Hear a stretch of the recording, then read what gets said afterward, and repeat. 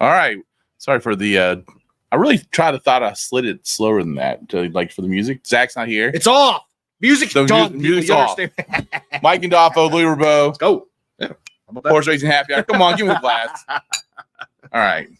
We're here. What is the this is your brain on water. This is the calm before the storm. It is the calm before the storm. The week off, if you will, in horse racing. But we got some things that we got to talk about before we get to that. Number one, very special person to me celebrated his birthday recently. Ooh. And it's someone that I celebrate his entire catalog. It's when his birthday Office Space joke that you should have appreciated. Michael Bolton? Yeah, I got you. I celebrate his entire. I celebrate. Yeah, I do. By the way, have you seen the guys who's the star of that movie? Ron? Is it Ron? It's not Ron Livingston. Man, I'm bad at that. Yeah. His new Netflix show, Loudermilk, is pretty freaking funny. That is funny. Yeah, it's very funny actually. And that you would actually probably appreciate it too. It's in my wheelhouse. That's right. But when this day occurs, I wake up just thinking about this person, and I've got so many gifts to shower him with these gifts, and I don't even know what happened to him, Louis. They disappeared. So, Louis, happy birthday! Yeah, I agree that the gifts disappeared. How about that? I am now closer to 50 than 35. How about that? Look at you. How about that? Little 43 on a Monday. Now a Thursday. There you go. If it makes you feel any better, I'm closer to 93 than I am to 0. Yeah, right. Yeah. So yeah. All right. Yeah, you deserve it. Yeah. So you're. I did get you an RE Solutions Derby Festival. How about that? Holy crap! So that's everybody. These are nice, man. Yeah, these are. If people don't know, man, if you're from outside of our area, man, the old Derby Festival. Pegasus pins. These are Pegasus pins. Get you into a lot of events as part of the. Just I don't want to say free. That's not fair. It's just you have to buy the pins, but you get entry then to a lot of events around town, different concerts and just everything. It's fantastic. Food festivals, bourbon tastings, all kinds of stuff. Not affiliated with Churchill Downs, by the way, but partners. That's why we got the 150 on there this year. Full partners this year for 150, which is fantastic. Yeah. And Mike's family's been involved, frankly, for multiple generations of this. His grandmother was the chair of the Derby Festival in prior years, and so it's fun to watch you get to do that work now, continue your family legacy with the Kentucky Derby and with the festival itself. And so in a geeky way, I look forward to getting this every year. Yeah, well, you actually got 2 more coming because I know you got family. No, it's all good. But it's fantastic. If you're in Louisville, this is a very easy way. There are gas stations, lots of easy places to find them to support the people around town that make Derby. But my big thing is this: I just want that party before the 2-minute race. And really, they've really simplified them. So the pins themselves, these are the ones we buy for our office. But they work just like the regular ones. But, if you get a gold pin, for example, then you could win the grand prize. And really what I want to do, though, just because they're just so simple, they got the KDF Pegasus, the 150 on there. Like, people in Louisville should be wearing these pins as a sign of unity and pride. This is the time of year when the world shines on Louisville. And this year more than ever, because Derby 150. Yep. And with the 2 weeks later is the PGA. Yep. And we're gonna have a hell of a May. It's gonna be unbelievable. And we for Thunder Over Louisville, which is the big fireworks show. If you're not from here, we have the largest fireworks show outside of North America to kick off the festivities. Within North America? No, you said outside of. It's outside of China. Outside of China. Outside of China. Yeah. Yeah. No, big deal, man. And so, we got a new designer for that show who's promising that we're gonna have the greatest finale of all time. Do people know there's like a 4-hour air show and then the largest fireworks display outside of China 2 weeks before the Derby just because we feel like it? Yeah, and we just party.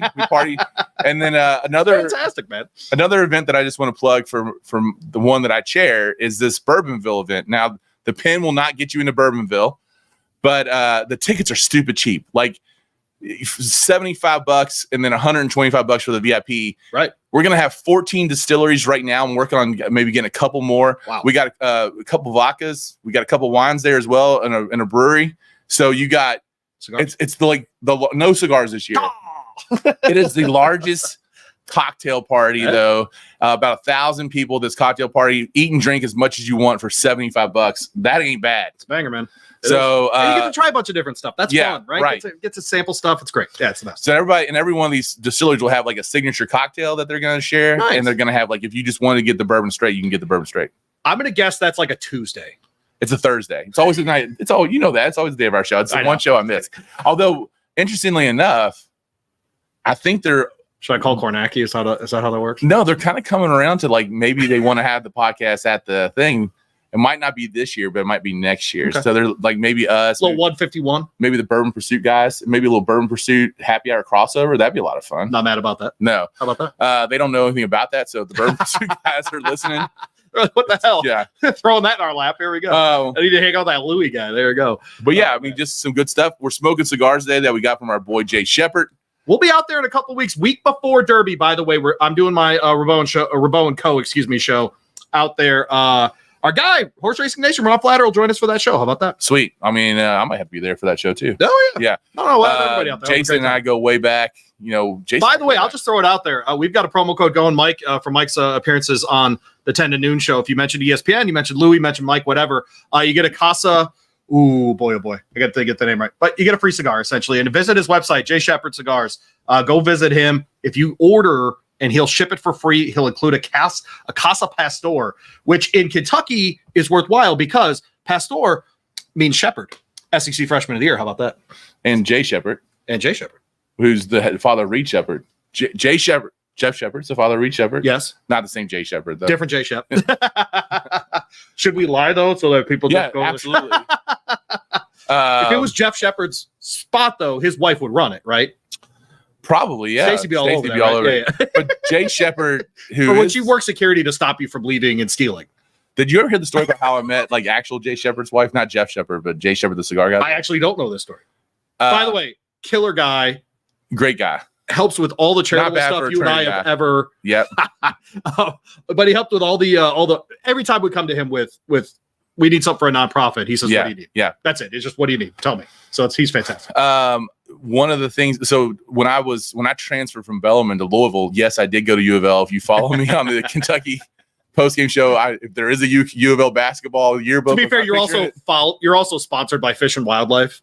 Oh, okay, yeah. And no offense, I fish. City Slicker. I fish. I get a fishing license every year. Oh, withdrawn. Okay. Withdrawn. Mainly because Rocco loves to go fishing. There you go. Oh, my kids love fishing. Yeah. My God. Yeah. It's a good state for fishing, too. It is great. It is great. Yeah, we're lucky. But I had to take a theater class for graduation credit, and she was my TA instructor. How about that? Yeah. So that's funny. how this town is not big enough. It is not. It is not big enough. By the way, bed races. Yes. Worth going to. Monday before the Derby. Probably my favorite event. It's so absurdly awesome. It's on. And if you can't be there, you can watch it on TV. You can stream it. So it is something we. I'm not kidding. People, they put beds together. Someone sits in the bed and a bunch of people push it. It's awesome. This town's ridiculous. The events that I'm chairing this year are the bed races, the Bourbonville. Well, so please come out to Bourbonville. We probably got about 200 tickets left. So it's like, oh, that's it. Yeah. Wow. So get out there if you're in Louisville, because that means 75-80% of the tickets are gone. Yeah. Go to bed races. That's right. Yep. The VIP's almost sold out. So bed races is easy too because it's at the fairgrounds. And that's parking super easy, and it's a pin. The pin gets you. Oh, it's the best. Yeah, that's it's hilarious. And then the bed races, the Bourbonville for me, and then I'm chairing the Thurby event that Derby Festival does. So I'll do our show. I'm guessing we're going to be on 10 to noon of that day. And then I've got to go over and host. We'll be So our plan is the same as last year. As of now, we'll be backside Monday, Tuesday, Wednesday, 10 to noon. You'll be with me. Yep. We'll figure that out. I don't know if Issel's coming in or not. I'll be really honest. I have no idea. I have not had that conversation with Daniel Paul Issel. And then we'll move on. We'll meet to 322 for Thurby, Oaks, and Derby. So we'll be up there. I'll hang around Thursday and Friday if you want to come out, and I'll be doing drive time as well on those days. I might be able to get you into the Thursday thing if you want to do it. Okay. Yeah. I'll probably want to go sleep. Yeah, and that's fair too. That's fair too. Because we're probably just so people in Louisville know, our annual Derby. Are we doing Shellscut? I think we're going to a bigger spot this year. Oh, I know where we're going. Yeah, and so I'm working on that. It would actually be the Tuesday before Derby, and it would involve cigars. It'll involve a bunch of different stuff. It'll be a lot of fun. So, and my hope is by then too, actually, we'll have vouchers for different ADWs and different stuff that people can use for the Derby and that kind of stuff. So door prizes, great stuff. Be watching for that. Should be a lot of fun. And let's just throw one other thing out that you and I like to just do for fun. Okay. Intercourse? Well, no. Oh, yes, not with each other. Oh, okay. But if you have like a group, or maybe like an office meeting, or there's a nonprofit group. Like one year, COVID knocked it out. We were going to talk to that like Letterman Society or whatever. Locally. Oh, with Bruce. With the old high school. Flagey. Thank you. Yes. Yeah. And if you ever want to bring us out and just do like a fun derby preview, we're all about it. 100%. So those are the best. It's fun for us to do that stuff. So reach out. You can find us, of course, on Twitter is probably the best place to find us. Horse Happy Hour. Or at Horse Happy Hour. We got a DM this week asking where the hell you been. Well, that's because... How about that? No, you got fans, dog. I do. They don't text when I'm missing. You know why? Because I don't miss. There's something about calls. Also, people are just like, oh, it's Louis again. You can be on demand or in demand, Louis. I'm a streaming service, people. Yeah, man, but it's good stuff. I'm really excited about Derby season this year. Yeah, I mean, I know that we're going to talk about this field later on today, just because I have a top 11 for the Derby. Yep. And a top 6 for the Oaks. I know that's a little strange. Essentially a top 10 and then one to watch.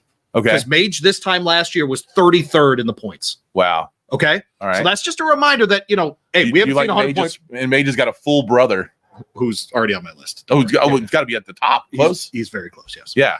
But yes, that kind of thing. But that was a reminder, by the way, again, second mention in this podcast, jerk ass, Ron Flatter reminded me on Twitter that, hey, reminder last year, because I asked on Twitter, just, the new odds came out in Vegas for, fixed odds for Derby futures. And I said, who do you like essentially 13 through 25? Forget the first side. It's easy to say door knocker, Sierra Leone or whatever. Who do you like in that next group? And Flatter's response, of course, was, I'm not going to play by your rules. I'm just going to make up new ones. Sure. He is Ron Flatter. Did he mention Britt Musburger? In a conversation I had with him yesterday, yes. Damn it. Damn it. Did he mention that he was on the weakest link? No, that did not come up, but he was. Yeah. Oh, man, that's good stuff. All right, well, let's... millennials watching the show, the weakest link is an old game show that really didn't make it very long. It was good, though. It was all right. The concept was good because the woman who hosted had the right... I'm so glad I broke out the happy hour hat. Those are clean, man. I love them. You've done a couple good things for us. By the way, I booked my trip for Preakness, so everyone here enjoy your trip. Or I don't. You got the side PGA. That isn't here very often. So yeah, but I'm going. I know the days I'm going. Like I think I can make it work. I think I can make both work. I'll be in town Thursday night through Sunday, and so if there's. We had great accommodation at Joe's last time and all that kind of stuff. If anybody wants us to do like a Preakness preview Friday night, I'm available at Horse Happy Hour. That'd be a lot of fun. Horse Racing Happy Hour at gmail.com. Really happy to hang out. We've gotten to know the guys at BAL in different places. It's been really fun. We need to expanding our Maryland part of this show. It's been a lot. I love doing those shows. Maybe we go Friday night at the seafood place and see if they want us to do a Preakness preview. Talk to Joe. Yeah. I think it's a reasonable thing. I got his number and everything figured out. There you go. Man, that's a great place to smoke cigars too. It's a great place for a lot of stuff. It really is. It really is. Okay, Tampa Bay Derby is really what we got to talk about from last 50 week. Point prep, man, we're there, right? I mean, we are on the precipice of the true final Derby preps of all of this. How many points do I need to get in the Bluegrass? How many points does this horse need to get in Arkansas, or Louisiana, and the Florida Derby, whatever? But not beyond that, we just had an unbelievable finish in this race. And maybe you might have gotten a bet paid off. I'm not really sure if the bets got paid off or not. So we'll see what happened there. So let's take a look real quick at the replay of the Tampa Bay Derby. As they come to the top of the stretch, good money and no more time. By the way, thanks to the Tampa Bay Downs for this replay. Going to swing toward the 3 wide side. Grand Mo the first, right to his outside. Final furlong time now. No more time. Pokes the nose in front. Good money tries to counter. Domestic Product. Grand Mo the first still in with a chance. Flying is hardened up the rail. A wild finish here. A Titanic tussle in Tampa. If it's any one of 4 here, they drive the wire. No more time or Domestic Product. It's between No More Time and Domestic Product. All right, there we go. There was the great finish. Domestic Product gets the win. Louis. All right, so humble brag, go ahead and drink. I interviewed Tyler Gaffalione the other day for our show. All right. Tomorrow, the Kentucky Racing Spotlight. I am releasing those on this platform. So if you haven't checked it out, tomorrow's going to be an abbreviated edition of the show. It's just a half hour because we got to get to conference tournament coverage on ESPN. You only got a half hour on the air? Yeah. Oh, geez. What? No. Of Kentucky Racing Spotlight. Okay. I get my 2-hour show tomorrow, but Kentucky Racing Spotlight is essentially you're 10 minutes. to noon tomorrow. 10 to noon is good, but my 6 o'clock show on Fridays that we release on this platform is only going to be a half hour tomorrow because we love basketball. Oh, I know the pecking order here. I'm not stupid. Yeah, right. It's okay. College basketball is the king. It's why when you fire a coach, I'm doing radio till 1 a.m. on Tuesday. You know, in my driveway. Really? Oh, yeah. You were doing the the ESPN 100%. Yeah. So, which again, they've been talking about that for we had 3,000 people watching that stream at 1 a.m. on a Tuesday. What did you think of Josh Hurd's comments? By the way, no, just joking. And click. There it is. No, but I talked to Tyler. When you talk to jocks about horses they ride, they often will just use very generic statements. Well, they want if you listen to him talk about domestic product. Yeah. And by the way, I'm going to say the same thing I've said about every freaking prep to this point. It was slow. Very slow. This whole class is slow. It's okay. This is going to be like a 203, 204 kind of derby. Like they got a bunch of white guys running. Monarcos would win this thing by like 7 lengths. Well, Monarcos ran a sub 2 minute. Damn right he did. That's a Monarcos reference you drink out there. Cheers. Yeah. The thing he paused, he giggled, and then he said, "This is a nice horse, man." And so here's my dilemma. It isn't Tyler Gaffalione's fault that the pace out front was slow. He knew when to kick it in with domestic product and win the race. That's what a good jockey does, right? Mm-hmm. Let's have your Castellano on one more time. Yes. Yeah. All right. So both of those guys, good jock. Seasoned jocks, know when to make their move. Sammy Camacho, really good job, by the way. Grant Moe the first, right? Was that it? Grant Moe the first ran third. By the way, I gave this race out 1, 2, 4, 3. Look at you, man. Yeah. Good money, finished fourth in this race. To me, he's the most interesting horse in the Tampa Bay Derby. Only his second time ever running. Routes for the first time, trained by Chad Brown. And you can throw a blanket over those first 4 horses. Right? Irad was on that horse for a reason, 15-1 on the morning line. Talked about him the other day. I could not figure out how well he was going to run. He's only going to improve. I'll be interested to watch because Chad Brown has talked about some of his horses going to the Bluegrass. I wonder if he'll keep good money because he ran well at Tampa, if he'll move him to another place that's also warm weather. Does that make sense? Where he can kind of keep him without getting that winter coat or having to worry about a temperature shift or anything like that. But I think a lot of these, we're setting up for 2 things to be really great, Mike, this year, which is interesting. A bunch of horses aren't going to make the Derby that are like right on the edge of being really good 3-year-olds in this class. So the Pat Day Mile is going to be awesome. Yeah, we talked about that several times. Yep. The other one that's going to be awesome is the Preakness. Yeah, because and then you get a 10 furlong Belmont at Saratoga, where people want to leave their best 3-year-olds anyway. So all of the fields in this Triple Crown, I think, are going to be really good. They may not be consecutive and contiguous, but I think they're all going to be. It's going to be good racing. And betting-wise, fantastic. Fantastic. Yes, exactly. It's exactly. We're probably not going to see the all-time greatest Derby. I don't think there's a Triple Crown winner this year. That's easy to say, but like at the same time, at some point we just have to think, okay, this 3-year-old class isn't very fast. We do have all of the 100 races left, 100-point races left to at least see there. But at this point, it's just not a fast class, and that's okay. So at that point, what do you look for? You look for connections. You look for breeding. Right? I mean, Mage's full brother's running this thing. Well, and Good Money is a good magic, which Good Magic's proven to be probably the best sire out there. But you got to Sierra Leone. He's got no speed to run at this point. Yeah. He's going to need a rabbit to get in this field and tire some of these horses out. Otherwise, he's going to be chasing like 10. So that's my question then. Yeah. If Tyler likes domestic product, and domestic product, was he stalking or was he closing? I don't know. In that field, I think it was stalking. It was probably stalking. But he was pretty far back.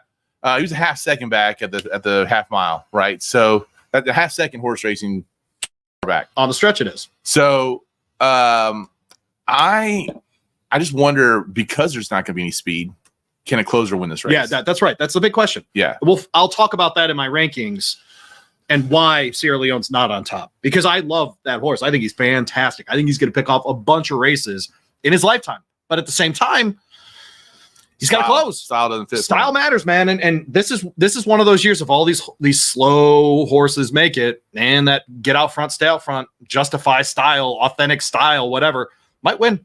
Might be that kind of year. And I think, honestly, what we want to see is that iconic Kentucky Derby finish.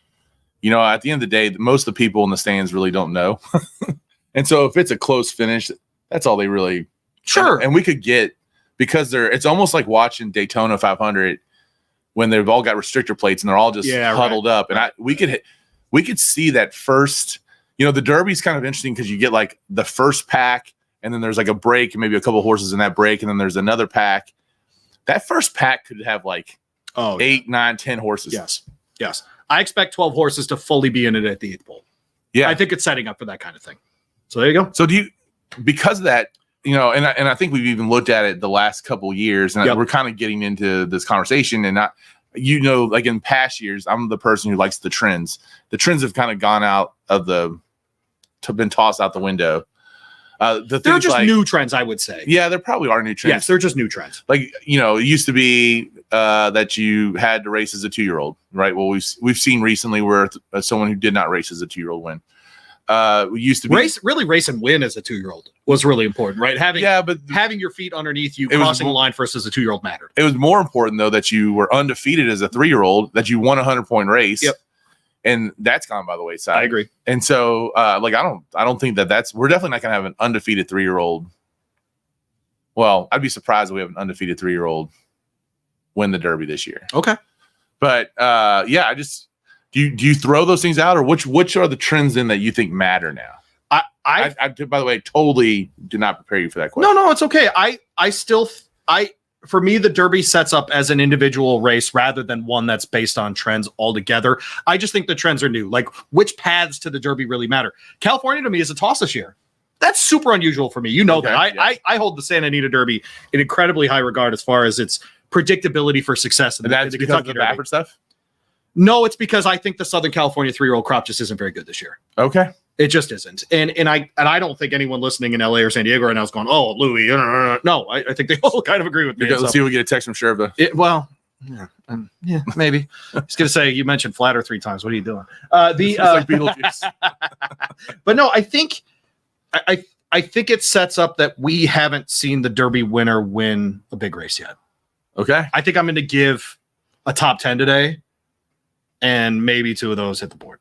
In like top 5 kind of thing. Are we do you think the Derby winner's got to win a 100-point race this year? Good magic? No. Okay. I think it's very possible. I think people will be surprised who I have on top of my rankings. Okay. Because that horse is going to have to win a 100-point race to get into the starting gate. Okay. So there you go. What about, there's been a little bit of talk too about the Japanese crop. Can we do that as part of the rankings? Okay, we'll do that. Okay. All right. I'm getting a little ahead of myself. No, it's okay. Your questions aren't bad. Let's just go in order with this stuff. And I think why am I the organized guy on this show? That's ridiculous. Well, you want to do the Derby first or the Oaks first? I don't care. Let's do the Oaks first. Okay. They race first, ladies first. I don't know. Do you find the Oaks as interesting as the Derby this year? It's less wide open to me right now. Okay. I think there are a couple of 3-year-old fillies who are going to continue to develop that are going to be on top. I have Tarifa on top, for example. Won her last race at the fairgrounds in that Rachel Alexandra, which is a very good predictor of success. Remember, Brad Cox shipped West Omaha out of the fairgrounds to run in the Honeybee so she wouldn't run against Tarifa, and then boom, she wins the race. We talked about that with Dan Illman when he was on last. That was the giveaway, was that he had this horse and he knew she was going to win, so he had to move West Omaha to another spot. I have her on top after that win because she does have 3 wins in 4 starts. Her only loss, though, of course, is at Churchill Downs. Of course, that happens, right? But it was her first time against winners, right? She goes down to the fairgrounds, gets a little bit of a breather. She gets about 2 months off, comes back, wins. Second off the layoff, wins the Rachel Alexandra. I'll be interested to see though where they go with her if she runs again before the Kentucky Oaks. Okay, let's go in order since Tree was the tied for third. Number 1. Well, I'm giving my rankings. Do you want me to go through the point system? Just say if they're in your rankings or not? I don't. Okay. I want to give my rankings. Well, then I can't set you up because I haven't seen your rankings. Oh, you want to go up? They're on the show sheet. Jeez, OP. They're on a Google Doc that I shared with you. All right. Well, we're going to start at the back then. The fifth. Well, I have Tarifa on top. Spoiler alert, since I just talked about it. Go ahead. We'll stop. Your 5th pick so far in the Oaks is Jin Jin, who's actually in 5th in points as well right now, 41 points. Okay. Brad Cox trained. Yep. Calumet Farm. Calumet knows their way around some winners in Churchill Downs. Tell me what you like about Jin Jin. Long explanation here, and I apologize in advance. She's on the aqueduct. Excuse me. Sorry, Long Island. Apologies. Aqueduct. And Bill, my guy from 10 to 12, if you're listening, at Aqueduct. She runs in the Busher. Now, I have long complained about the Kentucky Oaks path through New York because they run the Busanda in January over 2 turns, and then they come back and run the Busher over 1, right? Yeah. So she wins over 2. She comes back over a mile, runs out of space. I trust Brad Cox to get this horse back up and going and win a race so she runs 3rd in the Busher, which is a listed stakes, doesn't get a ton of points. Did you say she's 5th? She's 5th, yeah. Oh, that's good. Okay, all right. Because she won. The point system doesn't really matter a whole lot either. It doesn't really matter. Not for who's best, but it matters for qualifying. Yeah, qualifying. But she's in, right? I mean, she's got 41 points. If she gets any kind of placement, she's going to be in. I think her getting to stretch back out is going to be good. The daughter of Hightail, by the way. You think her connections are hoping that that horse mops up because she's easily the most successful of his horses. So that group is definitely hoping that Jin does what I just described. Is it normal for Brad Cox to go through New York? Oh, it is now. Okay. It is now. Yes. And on the Derby side too. Jin ran at Hoosier. The reason I like that, by the way, coming out of Aqueduct is because both Dornoch and Sierra Leone came out of Aqueduct and won their preps after that. I'm wondering if whatever that surface is at Aqueduct isn't getting 3-year-olds ready in the very best way for their next races. So I'm going to lean on that a little bit in my rankings, by the way. The next horse you have is tied for 3rd in points, and it is owned by Aaron Stones and trained by Wayne Lucas. And we got a lot of fun when Wayne Lucas won the Oaks the last time. And that's Lemon Muffin. Broke her maiden in the Honeybee. All right. And just seemed to figure it out. I love watching, especially 3-year-old fillies, figure it out. And she figured it out in that race. Will be interesting to watch. Interviewed Keith Asmussen a couple drink. And a couple weeks ago, loves this horse. I'll be interested to see if he gets to keep the mount in the Oaks. I'm sure every day that he sees I don't know, even played. Oh, well. Oh, it's because I got the volume down. That would do it. Let's try it again. Try one more time. Asmussen. How about that? Asmussen. Don't loop. Don't stop looping. All right. Sorry, Steve. Where you at, Zach? Zach, I need you. Lemon Muffin, 6 runs, 1 win. It's integrated stakes. She is an absolute wild card at this point, but do we think Wayne Lucas can win the Oaks? I mean, he is a newer trainer, and he's got a lot of track record with that guy. He's building his resume. Whoever he is. Very good for this guy. What is he, 22? It's more connections than anything else. She's daughter collected, Canadian Frontier on the mom's side. So, again, interesting breeding with this group. But she really seemed to love, the stretch out. And it's one of those that if she does develop, she gets better. I think that she can absolutely be in the equation. And by the way, I do love a lemon muffin. I got nothing against them. I got nothing. And muffins are shockingly high in calories. Oh, are they hard? Oh, maybe that's why I'm fat. Get you a scone. How about that? I will say that if you're in Louisville around race day and you go, I'm not a huge fan of Heine Brothers coffee, but I do love their lemon poppy seed muffin, and get it cold. That's the key there. Make sure it's cold. Their baked goods don't miss. They do not. Next up for lemon muffin is the Fantasy, by the way. Yep. She'll stay on that Arkansas path. Yep. Okay. So that will take us there. And we got number 3 is. If she backs it up, by the way. Yeah. Because she was like, my favorite comment on Twitter about her before that race or after the race was, you couldn't have picked that horse on a Ouija board. That's a fantastic comment. Whoever that was, God bless you. And so I agree. Before the race, you never would have picked that horse. There's no chance. You would have had to gone all to get her in the last one. All right. Next horse you have is Jody's Pride, who is the leader in the clubhouse right now with points. Oh, cool. What do you like about Jody's Pride? Well, she won that Busher, and she was 2nd in the Breeders' Cup Juvenile Fillies. Right? So she backed up a 2nd place finish at Santa Anita at Aqueduct. Can you think of 2 places with more different surfaces than Santa Anita? No, not at all. So I love that. And you know that coast. I mean, that's She won at Aqueduct before that. Broke her maiden last August at Saratoga. So she's won at 2 different tracks and run really well at Santa Anita. Love a horse that can travel, especially a young one. And so I'll have her there. Connections are the only reason she's in 3rd. Jorge Abreu's the trainer here. Jose Lascano, the rider. We'll see how she develops along, but this is a daughter of American Pharoah. We've seen it before, right? At Churchill, that guy, you might have heard of him. And so pretty good turf. Scat Daddy, but Scat Daddy on the mom's side. I mean, this is a really royally bred horse. Will be interesting to watch her develop, but she absolutely deserves a spot in the top 3. Okay, Jody's Pride going to the Gazelle next. That's where they're pointing Jody's Pride. Contender then, for sure then. No question, and the Gazelle is actually a good producer of Oaks horses, unlike the Wood Memorial.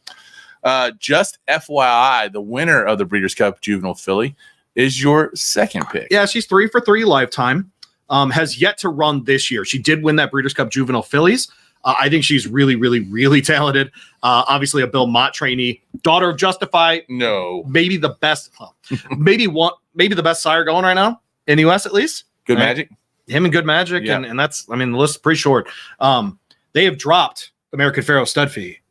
Oh, really? Justifies as private.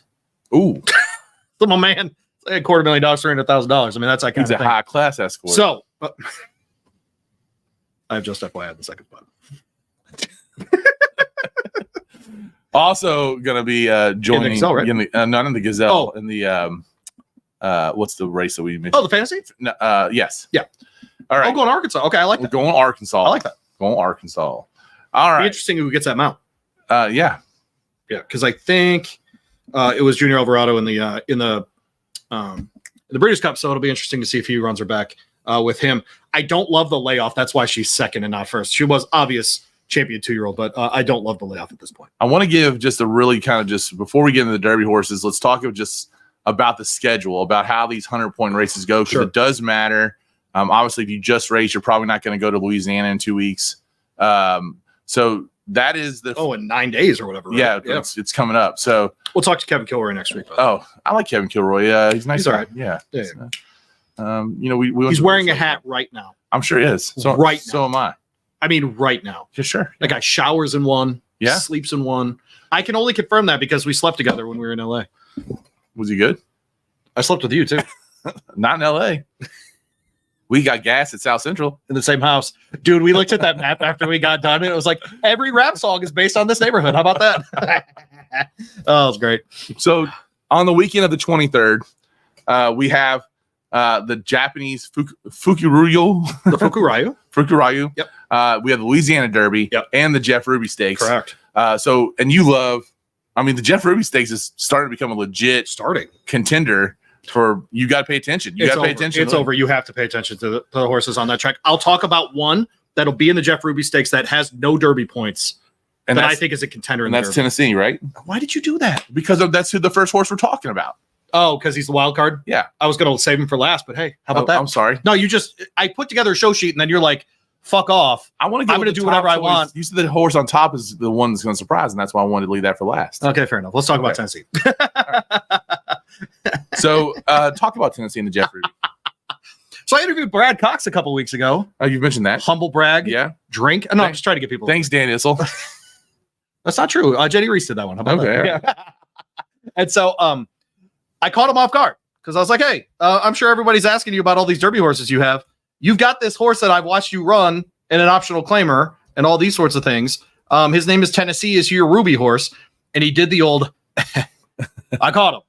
And he was like, yeah, he'll be in the Ruby. And I was like, there it is. Tried him at Churchill in a maiden special. Was that an all-time moment? I literally opened the question with, I'm an observer of Brad Cox. And then I said, I think Tennessee's. Did you say Brad? Of Brad Cox. You didn't say just I'm an observer of Cox? Well, I am an observer of Cox. Okay. Yeah. They try him in the highest level on his first run at Churchill Downs in a maiden special weight. Comes back at Turfway, gets some time off, runs near essentially at the end of October. Comes back in January, breaks his maiden. Comes back against winners for the first time, going 2 turns at Turfway and wins. So it was clear they were either going to run him in the Battaglia or in the Ruby. They're going to run him in the Ruby. And no one's got that yet, by the way. That's kind of breaking news. Like, no one has him as a problem in the Ruby yet. Well, there you go. Yeah. Helps to I don't know. Talk to Brad Cox. What are people doing in this industry? I really don't understand. What are they doing? Why is no one talking? Anyways, Tennessee's legit. He's legit. This is a son of Justify. Smart strike on the mom's side. You're gonna have Luan Machado, which go ahead and laugh. It's fine. At Turfway, the guy's a baller. Okay. Ruby matters. I trust Brad Cox to have this course properly conditioned and ready for the Derby. I just do. And so he'll be my pick in the Ruby when we get there, almost certainly. I don't know the turf horses that are going to come in from New York or Florida or whatever to try to pick up the points there, pick up a check, etc. It is a $700,000 race. Last thing I'll say, by the way, Turfway folks, Churchill, you got to figure it out. The Battaglia can't be 3 weeks before the Ruby. No one's going to do both. So figure that out. Set them a month apart. Whatever you got to do. I don't mind you moving the Ruby 5 weeks before the Derby. I think that's reasonable. Lots of trainers want that in the modern era. That's why the Louisiana Derby is so popular. It's 6 weeks before the Derby, right? And so, or it's the 5 weeks, whatever. And so, get that Battaglia moved back to the end of February if you want to make it, a more serious part of the Derby Trail, in my opinion. All right, so going on with that Ruby Stakes. So this is what one site has right now, because I look at this, and there's some names in here that I recognize. Encino right now, there's another Brad Cox horse that they could run the Ruby. Do you think that's going to stick? He can't because he won the Battaglia. So that's a 3 week layoff, and that's just not what you're doing. You're right. Okay, this time that's what you just mentioned. Yep. A Gate Road from Quality Road. Agate Road would make a lot of sense because he's actually a turf horse that they tried on the dirt on the Derby Trail. No question, Turfway would be better for that horse than a dirt route. The El Camino Real Derby winner is coming. Endlessly. Yep, is coming. There. Yep. So I mean, this is. I like that. Oh no, no. Place. That it's going to be a full field. Yep. 12 or 14. They've been capping them at 12. I don't know if they'll go to 14 for the Ruby. They should. And then that horse is coming in. I love it, by the way. I love that. Because if he doesn't win, what happens? He gets a free spot in the Preakness anyway. Sure. Yeah. Go try. That stuff I love. I love that kind of stuff. So I love him taking a swing. Love it. Okay. We'll go down. I kind of want to go through these races a little bit, but we'll go through to the next horse that you have, the 10th place horse. Yep. Right now in Louis Derby top 10. Number 10 is Catching Freedom. Oh, Catching Freedom. Well, he's trained by a guy named Brad Cox. We should mention him at some point during this show. We should. You're a lover of Cox. I am. Third in the Risen Star. 14 horse, in the 14th race down there. Is an Oaklawn horse before that won his race. Did break his maiden at Churchill. And ran third, like I said, in that Risen Star. I like the breeding on this one as well. Constitution, Pioneer of the Nile on the mom side. So this one makes sense to me as a long-term sort of prospect. I don't think he's on anyone's top of their board for a win at this point, but he's one that if he wins 100-point prep, you're going to have to pay attention just because of the breeding and the connections. And going back again with that 100, this is interesting to me just because the 100-point races, the way that they go is that you get 100. I got to imagine he's a probable for Louisiana Derby, yeah? Who's that? Catching Freedom. Catching Freedom. Hold on for a second. Yes. Okay, great. He's in Louisiana Derby right now. Or that's where they're pointing. Yes, they're pointing right there. But with the 100-point races, you get 100 points for first place, 50 points for second place, 25 points for third place. So he right now in the point system, Catching Freedom's in 10th place with 25 points. If for some weird reason he doesn't finish top 3 in the top, it probably comes in fourth and gets 15 points, 40 points will probably get you in. Every horse that runs second in these 100-point races is ahead of him. Yeah. Maybe not. He's got to run third, man. It's an interesting thing because because they changed that up, you could see people missing the board. You talked about new trends. Yeah. This is Churchill coming up with new trends, realizing that second place horses win this race now. Yeah. I mean, Rich Strike comes third out of the Ruby. Mage comes second out of the Florida Derby. I mean, those horses are winning the Derby now. The 100-point winners aren't just dominating the Derby anymore. No, that's an adjustment by them that I applaud. So one bad race here could cost you your spot. Oh yeah, 100%. So, but he could be a Pat Day Mile horse. He could. He goes to the Preakness. Yeah. This is what I'm talking about. Like those races are set up to actually be kind of fire this year. All right, so we're going to go on to Louis' next horse, which is the 9th place in his top 10, Track Phantom. Yeah, so Track Phantom comes in here off a second place finish in that Risen Star. Derby, Louisiana Derby. Won the Lecomte Stakes before that. And this is a horse trained by? Steve. I did never notice. Asmussen. I was going to say it's on a loop. What am I talking about? You have it in there as Asmussen sound. Yeah. Not Asmussen, like as one word. Azmuhsen. 3 words. Yeah. Sound. That's great. Second place in the Risen Star, won the Lecomte before that, won the gun runner before that. So literally, if he doesn't finish second, if he doesn't get run down by Sierra Leone, we're talking about an undefeated this year horse, including a run right before Christmas at Fairgrounds. You would love this horse if he were undefeated at this point as a 3-year-old, right? Probably true. And so, although I'm not a big fan of Asmussen in the Derby, right? So that's the other key here is that this is not usually where Asmussen's the best. Even with Gunrunner, it took him till his 4 and 5-year-old year to really be great. Now he handled Gunrunner beautifully. He did. That is not a slight, by the way. It's just he wasn't ready till he was 4 or 5. I love Asmussen when we saw him at the Preakness. He looked like he was having the shittiest day. And he didn't. He's talking to Jenny Reese. I mean, he didn't want to talk to us. No, he didn't. No, at all. And I was like, he's like, he even kind of like said, "Hey, is this gonna be fun?" It's like, listen, man, like, it's gonna be fun. And by the time he left us, he was smiling. He was loving it. It was good. I think that's how most people feel about us. But this is a quality road into mischief. Again, we're getting into that breeding, the things that matter. Joel Rosario is going to get the mount, all things that I like and I trust. And so, he's in my top 10 for sure. All right, we're going to go on now to the 8th place horse is Hades. What do you like about Hades, Louis? He won a race he won a race at Gulfstream. That's why. He got out front. He stayed out front. Paco Lopez knows how to rate on the front.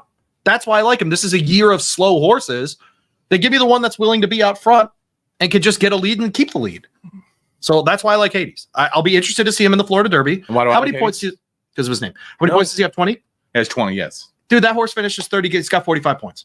He's probably in the field. Yeah. Right? If he's out there. That line could be somewhere between 40 and 45. It's probably about right. So this is interesting because Orseno is probably Orseno is the trainer here. And this is a guy who's got a couple horses. I mean, his top horses all time. He's had some grade 1 winners. Perfect Sting, Golden Missile, Macho Uno. He was trainer Macho Uno. Red Bullet, Tap to Music. Imprimis was one of his. It's just, he's got 89 starts this year, 7 wins. He's not a huge operation here. So interesting connections for this one, but a horse to watch for sure. Hades is a gelding. So he's like you. Yeah. Last gelding to win the Derby, was it Funny Side? Sounds right. No, it might be right. Yeah. But that Florida Derby field's gonna be legit. I mean, it's gonna be fierceness. It's gonna be. What's funny is none of these horses blow you away, but all the fields are gonna be fun. They are, right? Like trying to predict the races is gonna be a blast. Betting wise, it's gonna be fantastic. Okay. The 7th is Dieter Ministik. Comes out second race ever and wins the Gotham at Aqueduct. Everyone knows how I feel about Aqueduct right now. I'm leaning on these New York horses at this point. Joel Rosario flew back to New York for this race from Florida, essentially on an Aqueduct card with nothing else on it for him. Rides for Christophe Clement, brings the horse off the layoff from August. What's the third race in his cycle going to be? The Kentucky Derby. So he's actually set up form cycle-wise to be very, very good by the time we get there. Liam's Map, Spitestown on the mom's side, excuse me. Don't love that, but Liam's Map already sired 4 grade 1 winners. And so can we add another one to this? Possibly. The Gotham being a grade 3, of course. He won that. I loved how this horse finished. Very deep track, wet day. Had to make a move between 2 horses in his second race ever off a massive layoff. Love all of that stuff. Really trust Christophe Clement connections there. Should be if he shows up in the Wood Memorial, which is not going to be at Belmont, I'm going to feel really different about him this year than I have about the Wood Memorial in past. And right now, I think they're still trying to figure it out. I don't think Wood Memorial's a for sure. Oh, I agree. He might go to Bluegrass, something like that. Yep. Could go to Bluegrass, could go to the Arkansas. So just kind of keep an eye on like what path that Dieter Ministik kind of takes. Kind of surprised though, it seems high for him to me. I agree, but I'm betting on him in the same way that after Sierra Leone came second in the oh my gosh. Mike, help me. Why am I doing this now? I don't know why. What was the race? What was the race with him and Dornock? Not the Risen Star. The December 2nd. The Rebel. No, the December 2nd one was the in New York. Good Lord. Anyways, it's not the Scarmala. I really think that race is going to turn out to be an incredible predictor of these things, and so deterministic. I'm betting on him being great because of what I've seen at Aqueduct. Okay, all right, and of course we're not usually high on the New York horses. So it's again new trends. We weren't high on freaking Turfway Park either, man. And it's just a different era now. Okay, Mystic Dan is your 6th pick. Mystic Dan Issel. Tell us a little bit about Mystic Dan. I don't like this horse, but I think he's going to win a bunch. What I do like is that he's trained by Kenny McPeak, which means that he's going to run a lot because McPeak actually just runs his horses. It's a really weird idea, but it comes out, wins the Southwest last time. Thought he did it really impressively. He's probably the fastest prep to this point. Now, everyone's going, oh, Louis was in the slop. At some point, I got to stop knocking horses for winning in the slop. Plus, it rains on Derby Day. It does every once in a while. That stuff happens. Yeah. And so, if we get a sloppy track, he might be the play here. Mystic Dan ridden. Maybe the ride of the Derby prep so far this year, Brian Hernandez skipping up the rail in that in the Southwest in the Grade 3 in February. Should see him in the Arkansas Derby? Is that his next? Yep. Okay, great. On the 30th. There you go. The fifth place horse that you have here with Rapoli and fierceness, it almost feels like something tells me this is the horse that won the Breeders' Cup Juvenile. Yep. Did not fire early on as a 3-year-old. It is one race. And it's one race. Yep. We're gonna see what happens in the Florida Derby. Yep. I'm almost like looking like, because it's so much different than what we saw with, Forte and whatever else. Like, is this horse going to kind of rebound? And maybe this is Rapoli and Pletcher's one. Again, second off the layoff in the Florida Derby. He'll be third up in the Derby. That is, to me, it all makes sense. I trust the connections there, obviously, with Todd Pletcher and Rapoli and all those guys. Rapoli's had a couple of horses, just a couple. Yeah, and Todd Pletcher I've heard of before, not a lot. It's like that Brad Cox guy we talked about, the coach, that stuff. Like, these are new guys, but whatever. You got to get used to the new guys too. Will not run the Preakness. Fierceness? Yeah. Unless he wins the Derby. Maybe. We'll see. Yeah, we'll see. Because Pletcher is not a fan of that. So we'll have to see. The other Florida Derby horse that we mentioned before, that's your fourth place horse. This is a horse I also like a lot, is Dornoch. Why do you like it? I just really liked, number one, Big Brown. You gotta love the Big Brown. What's the Puka? So Big Brown, this is the full brother to Good Magic. Yep. Or not to Good Magic, to Mage. Yep. And so I discounted Mage so much last year that I feel like I need to give Dornoch a little bit more respect. But Dornoch's pretty much answered the call. Does he have the high speed figure? No. Okay. But remember, that was first off the layoff for him in that race. Yeah. Right. And so we had been watching these races and wondering where the hell these horses were that were coming off layoffs. They all look terrible. Fierceness amongst them, right? We also had Life Talk on one of the Oaks races as well at Gulfstream. This horse actually came off the layoff really well. I think it sets up for him again to be third in form race when he gets to the Kentucky Derby itself. I'm not going to throw away all of the things that he did in his races just yet. Okay. It's cryptic. He did beat your third place horse, Sierra Leone. Who, Dornoch? Yeah. Well, yeah, of course he was in that Remsen, which was the race I was trying to come up with. I was just talking about fierceness, by the way. Let's get to Dornoch.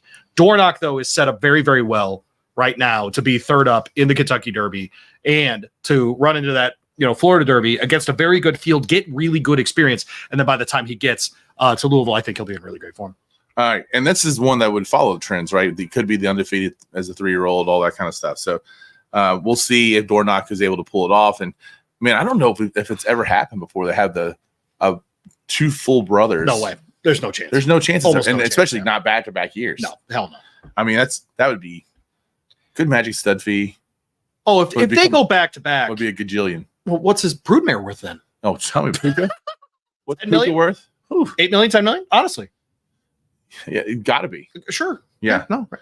And when you have, Monomark Girl's on the track, she goes for 7. When you got a broodmare who's got Big Brown as her daddy, that just goes a long way. Yeah, it does. That's right. All right, Sierra Leone is your third pick right now. By the way, I know you love Gunrunner. It needs to be said about Mage and Dornoch that they didn't know that when they paired those two together, right? That was years ago, right? Mm-hmm. So it just so happened that both of them are great. It's very unusual. Yeah.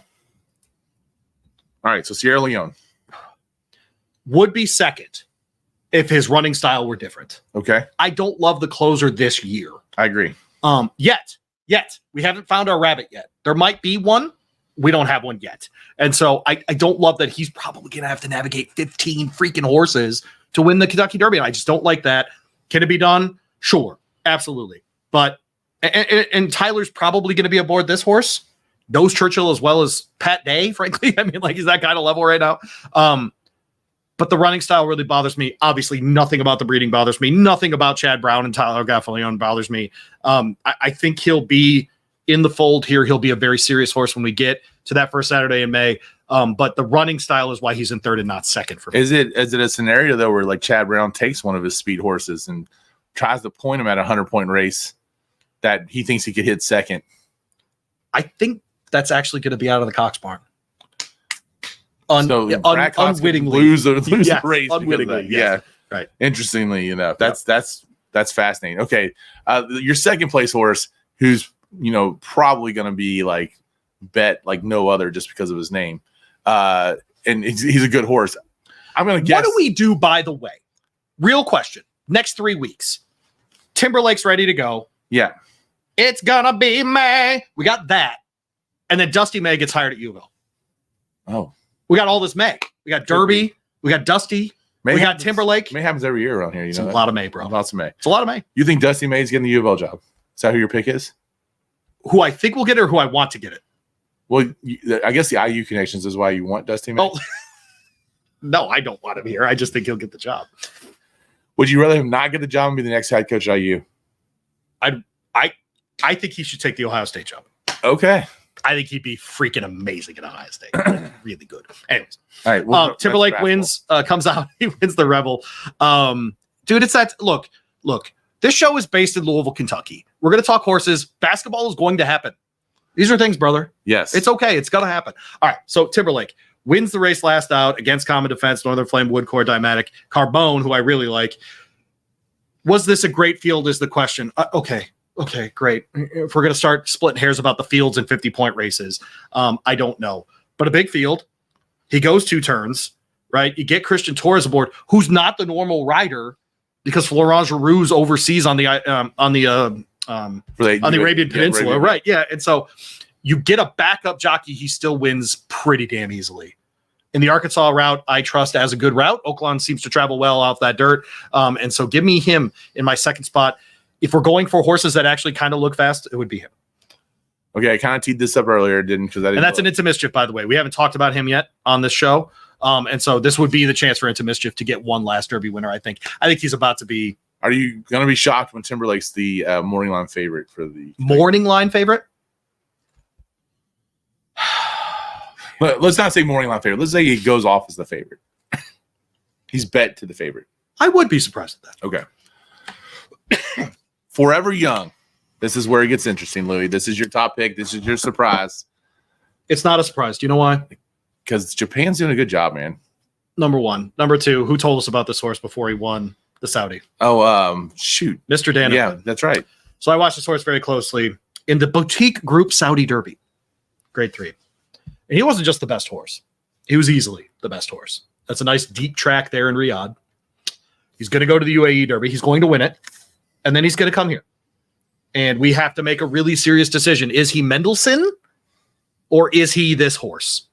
This feels like the most talented Mendelssohn. The Japanese thing, at some point, you and I are both of the same opinion. They're going to get one. A Japanese horse is going to pick off this race at some year. Yeah. I think Forever Young gives us the best chance of that happening to date. Son of Real Steel. Congrats on the mom's side. So they have figured out their breeding program. They have figured out their training program. This horse is going to spend some time in the Arabian Peninsula that he's going to ship over to Louisville. I think when he wins the UAE Derby by 5-6 lengths, everyone's going to have to pay attention. And that's where we're at. I think that at some point, this by the way, undefeated horse, is going to come over to Louisville. We're going to see the Japanese thing finally pay off in an early year 3-year-old race. And that's who I would pick today. If the Derby was Saturday, I would pick Forever Young to win the Derby. I'm we're going to get Forever Young. That path is pretty well established. What I like watching right now is how trainers start to pick their spots. There's some up in the air about which race they want to go to. The Bluegrass is eerily in play because, even though that has not. That field is going to be absolute scalding fire. It could be, yes. My God. I mean, there's a couple horses that are kind of on the fence on if they're going to go there or somewhere else. And I think that's where you're going to just start watching trainers try to figure out what's their best shot to go get the points. Yep. And put themselves in position for Saturday, the first Saturday in May. And then the other thing that I get fascinated by is then how the jockeys start to sort out too, right? That's it becomes Tyler's been on multiple winners. Who does he choose? Who does a Velasquez choose? Who does Irad end up on? That kind of thing, for sure. And I think you pay attention to that. And I think because these jockeys want to win the Kentucky Derby. Oh my goodness! And they want to pick the horse that, to me, that's going to give them the best shot. That's going to give them the best shot to have those roses at the end of the day. So to start paying attention to it, man. Again, so after this episode, go ahead, download the Kentucky Racing Spotlight. Listen to Tyler talk about domestic product. Listen to him talk about the Kentucky Derby itself. It's a good interview, and he is very high in domestic product. Yeah. How about that? He's not my top 10, but it's he's very high on that horse. But if he jumps on Sierra Leone for the Derby, that's a giveaway. Yeah. You're right. That's Yeah, absolutely. That's right. All right. So by the way, we're coming up on an hour. Yeah. Oh, we are. We talked Derby Festival for 10 minutes. Is that okay? 100%. All right. Whatever. We're just going to talk stakes races. If you want all of my picks for Oaklawn and for Turfway on Saturday, you got to go to goldbookbets.com. I'll have all of my plays, all of my top plays for the late sequences at both tracks. So probably about 12 races. I'll have a pick 5 play at Oaklawn along with a couple of rolling pick 3s. We'll play the late pick 4 at Turfway, goldbookbets.com. Get in now. If you're on our email list, you'll get a break. It's free right now. All the preps are free. We do it every Saturday. When we get to Derby week and we get to the Preakness and we get to the Belmont, we'll have you set up as one package for the whole thing. Get you all of our thoughts on those.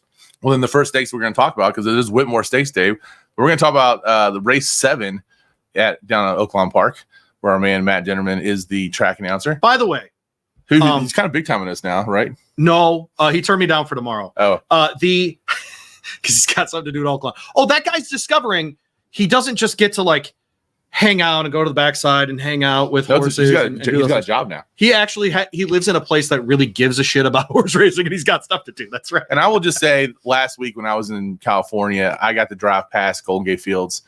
Now I also understand kind of why they decided to shut it down. It is some prime real estate. Oh yeah. And I sent Louis a picture and I got no response. I acted like it was my birthday. Jeez. All right, who do you like in this Purple Mountain Stakes? 6 furlongs. It's a sprint on the dirt. 3-year-old fillies. So $200,000 here. Yeah. Nobody here going to run in the Oaks, right? None of these will be Oaks horses. Some of these are dropping out of the Oaks trail. Down, yep. And they try your horse over 2 turns. If she doesn't like it, you run her back in the sprints. Running for $200K, by the way, not the end of the world. I do think some of the chalk is more interesting here. Blue Squall, the 2. If you look at who Blue Squall beat 2 back in the mud in a maiden special, was a little horse called Lemon Muffin. You may have heard her as part of my Oaks Trail top 10 or top 5, I guess. Came back, ran second by a nose. Literally, we had a bang photo finish between Blue Squall and Extreme Diva last time out. Extreme Diva, man, undefeated this year, though. The 6 horse on the outside. Ramon Vasquez gets the mount here. I don't think that's a downgrade at all from Gallardo, and so interested to see him aboard. My third pick in that race is the 3 horse, Brooklyn Drew, broker maiden last out at Fairgrounds in a race that was taken off of the turf. So this is a daughter of Army Mule. I think they were thinking this would be a turf sprinter, and they were going to keep trying her on the turf. They get taken off of the turf. She wins by 5.5 lengths against, I don't know how good that field was for dirt, but she was very comfortable, ran that race in 104-2 over 5.5 furlongs, super fast splits. She's fast. If she likes the surface up there, she's the second longest odds in the field. I think you have to include her in a ticket. So I went 263 here in the Purple Mountain. Now we're going on to the Grade 3 Whitmore Stakes, which is, you and I, Whitmore. What was this called before? Was it called Oaklawn's? It was the Oaklawn Sprint or something. Springs Purse. Dang, that's it. The Hot Springs. That's what it was inaugurally, at least, as the Hot Springs. Well, they had to change the name because he won the thing 38 times in a row. Yeah. He's like Mage, but on the breeding side. Yeah. And Whitmore was he the first Derby when we started doing this together? No, he was in the 16 Derby with Nyquist. Okay. And he came last. Yes. Reminder. But he's had a great career as a sprinter. A reminder, it's worth taking a shot in the Derby because even if it doesn't work, you can still have a Whitmore. And by the way, his win in the Breeders' Cup, we were there. We were very lucky in 2020. Yep. It's the only time I've missed on a ticket and wasn't mad. Yep. I stood up and applauded. It was so cool. He came from off the pace. That place was a parking lot that day. Yep. And he came from off the pace in a sprint. It was cool. It was just 6 furlongs on the dirt. Whitmore specialty, 4-year-olds and up, $250,000 race. Do we have the next Whitmore in this race? We kind of do. Look, there are 2 horses in here that I think are prohibitive favorites. Tejano Twist is the 2. Never missed the board at this distance in 13 runs, 6-4-3, 6 wins at 13 tries, 3 for 6. Never missed the board at Oaklawn Park at the distance, right? When it's not raining, this horse wins 9 of 22 times. We're going to have dry conditions on Saturday. That's why I have Tejano Twist on top, as does the morning line maker. Chris Landeros is going to get the mount there again. For Chris Hartman, who's actually having a pretty sneaky good meet, 15 for 90, at Oaklawn right now. Ryveed is in here. Rivet, Ryveed. It's an Asmussen. How about that? His son is riding, picks up the mount here again. One last time in an allowance, sub 110 allowance. So we have a double That's Asmussen. That's triple. Triple Asmussen. as my son. That one. And so, didn't even do the loop there. How about that? Good job. I think those two are the likelies. Outside chance, the 6-horse Jackson Traveler. Yeah. Horse, right? Is 6 years old now. Say it again. Cowan, I know. Oh, yeah. Oh, no. This race is not. That's a legit race. This is a grade 3 for sure. Like grade 3, good, grade 3 plus. And I'm not going to be surprised either if we start to see one of these horses kind of climb the ranks and sneak into that Breeders' Cup sprint field. I think both Rivet, Rybeat, whatever, and Tejano Twist will be in the Breeders' Cup sprint. Are capable of it. Okay. All right. They're not of the class that we saw the last couple of years in that race. It's been very good. I mean, frankly, that class and on the filly and mare side too. But I'm interested. Jackson Traveler, bringing him back in graded company here, has been running in black types and that sort of thing. Was very good at Sunland last time. This is a very Asmussen thing, right? Brandon Zia Park. There it is. Ran into King Cotton in the slop at Oaklawn. Hated it. Comes back 8 for 21 lifetime though on dry dirt. 6 and 7 wins and seconds in 20 tries at the distance. And you get Flavian at 12-1. You get Flavian Pratt. Do you look at that when he puts Flavian on this horse and puts his son on the other horse that Jackson Traveler really is his pick? I think there's something there. Yeah. That's a horse that is fully capable. The other thing is they move that horse to Oaklawn in like December.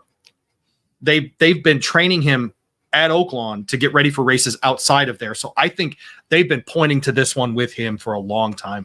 One last time, like I said, in the Sunland, in that Thomas Memorial. Interested to see him. I just think at 12-1, you can take a flyer there at least. All right, well, let's head out to Turfway. How about that? And let's talk about the Queen. 6 furlongs on the synthetic. Fillies and Mares 4-year-old. By the way, someone who's never been on this pod, but I've gotten to know through the 10 to noon show and then through the Spotlight show is Caitlin Free. Yeah. Man, she's okay. We follow each other on Twitter, I think. I know, but let me gush for a second. Because a couple of years ago, I wasn't convinced. On her?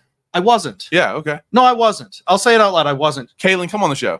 No, I know she would, but she works at night at Turfway. We'll go there. Or we need to go. We actually need to do a show there. Well, I'm going. I'll be up on the Friday before the Brewbie. But anyways, yeah, on 22nd. But anyways, look, she is dynamite, and she's become a terrific handicapper. She's obviously very good on screen. Just fun to watch people in our generation of this, whatever we do, coming up like she does. She's doing a great job. Just a shout out to her. She's been fantastic. She's so kind to me. She's fantastic. Anyways, go ahead. And that's unusual. People are usually not kind to Louis, so they just shit on him all the time. Text me at like 11:40 on my birthday. Happy birthday. I wanted me to be the last thing that just.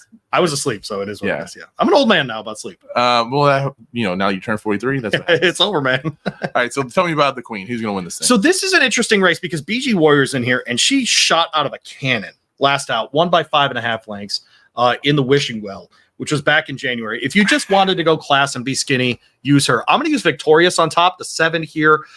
Again, 2 seconds slower last out than this horse, but is in form, coming off of a touch of a layoff here. Is going to get about 5 weeks between races rather than at this point, BG War's looking at 7. Okay, 7 kind of weeks off. That's a terrible angle for Hugo Andrade, who has the favorite BG Warrior here. He's won for his last 27 doing that. So you're going Victorious, huh? So I'm going to go with Victorious on top here. I do think BG Warrior's got an obvious shot here. So 7-6 on top. Look outside, though, to the 12. I think Honey Pants is an interesting horse here. With Luan Machado, was leading rider in December. Has anyone ever called you Honey Pants? With what kind of recency are you asking? The last 10 years. Oh, for sure. Yeah. Okay. Oh, yeah. Right. Jonathan Thomas trains. This horse won a grade 3 on the downhill course at Santa Anita last out in January. Moves Barnes from Phil D'Amato to Jonathan Thomas. What's funny is I was thinking, why would they move that horse? It was running in grade 3 company in California. Oh, that's $25,000 less than a listed stakes on a random Saturday in March at Turfway Park. Yeah. Oh, right. That. Money. The cost of living. Oh, and the barn cost and all that stuff. Yeah, right. That.